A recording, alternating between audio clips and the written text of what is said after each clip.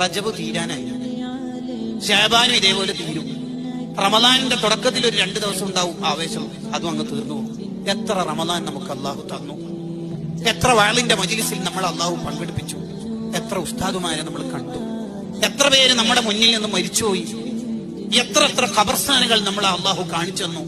എല്ലാ രാത്രിയും ഒന്നാമത്തെ ആകാശത്തേക്ക് അള്ളാഹുവിന്റെ റഹ്മത്ത് ഇറങ്ങിയിട്ടുണ്ടെന്ന് ചോദിച്ചില്ലേ? ഹൽ മിൻ മുസ്തഗ്ഫിർ, ആരെങ്കിലും എന്നോട് പൊറുക്കലിനെ തേടുന്നുണ്ടോ? ഞാൻ നിങ്ങളെ നന്നാക്കി തരാമെന്ന് പറഞ്ഞില്ലേ? എന്നിട്ടെന്താ നമുക്ക് മാറ്റം വരാത്തത്?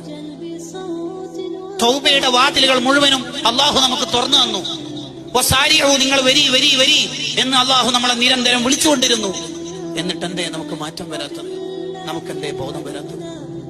ഒരു സെക്കൻഡ് ആയിരിക്കും ആഖിറത്തിൽ നമ്മളെ വിജയ പരാജയത്തിന്റെ മാനദണ്ഡം. ഒരൊറ്റ സെക്കൻഡ് അയാൾ സുബ്ഹാനല്ലാഹ് ചൊല്ലാനിരിക്കുമ്പോൾ നമുക്ക് മരിച്ചുപോയി.